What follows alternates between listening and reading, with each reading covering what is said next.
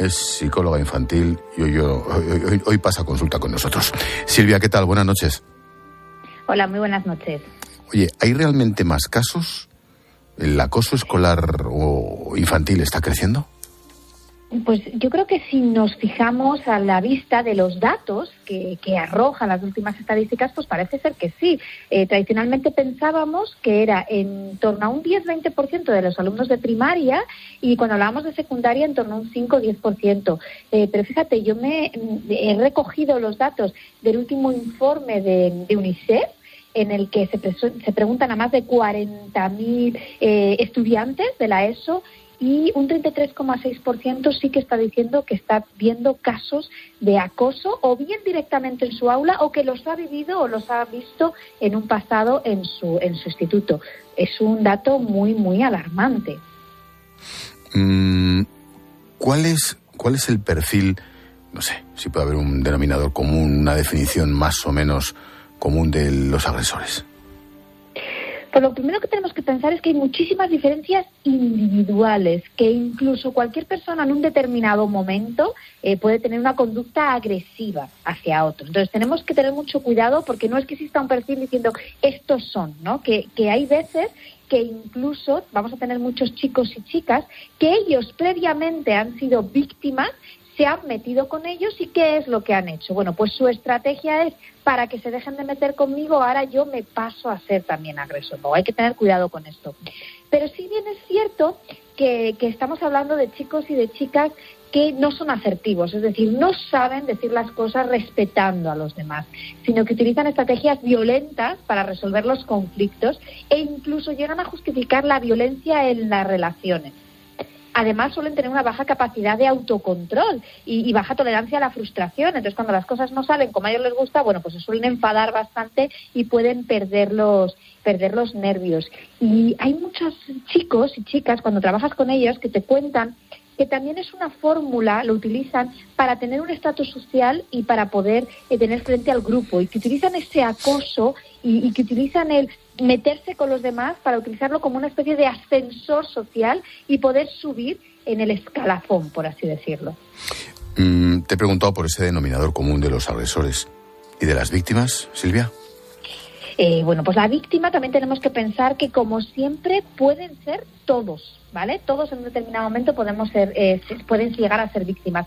Pero sí que es cierto que al final lo que vemos es que, bueno, pues por ejemplo, suele ser bastante habitual en los niños que son, por ejemplo, que pueden tener un poquito más de peso, o que pueden estar en sobrepeso, o que pueden tener en un determinado momento algún tipo de discapacidad, que son diferentes, y mucho cuidado cuando estamos hablando de una orientación sexual diferente. Es mucho más probable que se sea víctima cuando se pertenece a un colectivo, como pueden ser homosexuales, bisexuales. Ahí, ¿qué es lo que vemos? Que es más probable que puedan ser víctimas. Caramba. Oye, ¿cómo saber? Ahora me refiero a los entornos, a los padres, a las familias. ¿Cómo saber si tu hijo está sufriendo acoso? Porque una de las cosas más complicadas es primero percatarse, luego vendrá el diagnóstico, pero primero percatarse, ¿no? Y por eso es tan importante, y los psicólogos insistimos muchísimo en que hay que trabajar mucho el clima de confianza, y en casa poder preguntar cómo estás, no solamente por las notas escolares, por los deberes. Pero ¿qué cositas podemos ver? Pues, por ejemplo, empezamos a ver que las notas bajan, que no le apetece ir al instituto o al colegio, sobre todo cuando son actividades que no son lectivas, por así decirlo, en el aula, ¿no? Pues, por ejemplo, hay que ir a hacer una excursión.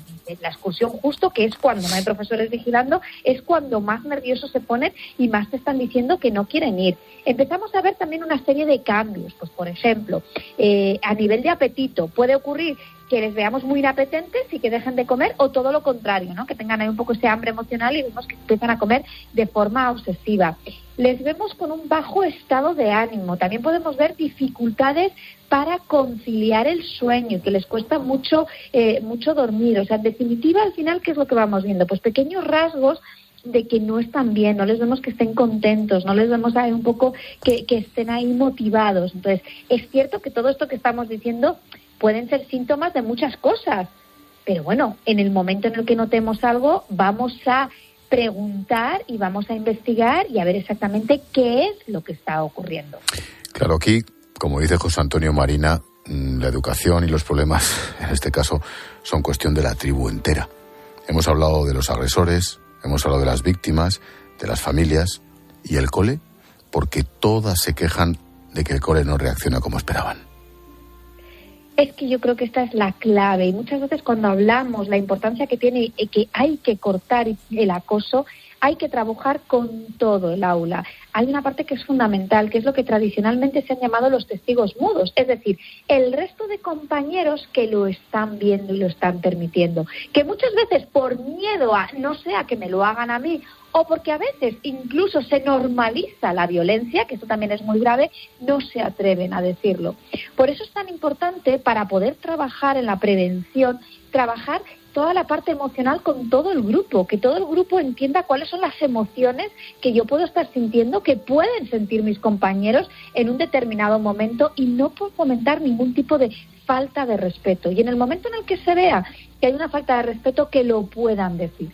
Pues hay colegios, por ejemplo, en que es cierto que, bueno, pues a los chicos o a las chicas les puede costar en un determinado momento levantar la mano e identificarse y decirlo. Y tienen unos buzones donde lo pueden escribir, o tienen una serie de delegados, de mediadores, hay profesores, hay alumnos que hacen también labores de mediación. Entonces es importante trabajar mucho la conciencia de grupo, del respeto, de las emociones, de la empatía, para que lo puedan parar, para que cuando haya un chico o una chica que lo vea, pueda llegar, levantar la mano y decir yo estoy viendo esto, y que ahí ya sea cuando los profesores tienen que intervenir, porque vamos a pensar que es que la mayor parte del acoso es encubierto al adulto, se hace cuando no les ven los profesores. Y otra cosa que también tenemos que pensar a nivel escolar, a nivel de centro escolar, es que no hace falta esperar a que realmente haya un caso de bullying y ya podemos decir, mira, es que ya se cumplen todos los criterios. Entonces, como ya se cumplen todos los criterios, porque es de un niño así siempre hacia el otro, porque ya le tenemos machacado, porque ya pum, ya intervenimos. No, perdona, es que hay que cortarlo ante la primera falta de respeto y ante el primer síntoma en el que vemos que un niño, una niña o un adolescente lo está pasando mal. No hay que esperar, de verdad, a hacer esa intervención, a decir, vale, ahora como ya es el caso de bullying, ahora es ya cuando intervenimos. No, porque entonces eso implica que tenemos un menor que lo está pasando francamente mal, con el riesgo que conlleva para su seguridad, para su autoestima, para su estabilidad emocional y para su salud mental. Y la última, Silvia, ¿hay un porcentaje, hay una causa-efecto en sufrir el acoso y luego ser acosador?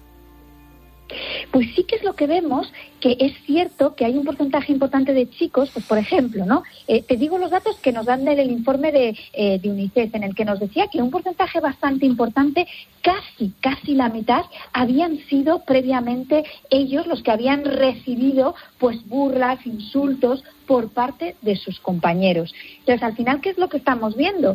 Que esto de llegar y decir, yo te pago con la misma moneda y si tú me agredes, yo agredo, no es una buena estrategia. Lo que se trata es de aprender empatía, tanto los agresores como las víctimas, y también aprender a relacionarnos de una forma mucho más asertiva, en la que somos capaces de decir qué es lo que queremos, qué es lo que deseamos, qué es lo que opinamos, pero también respetando la opinión de los demás.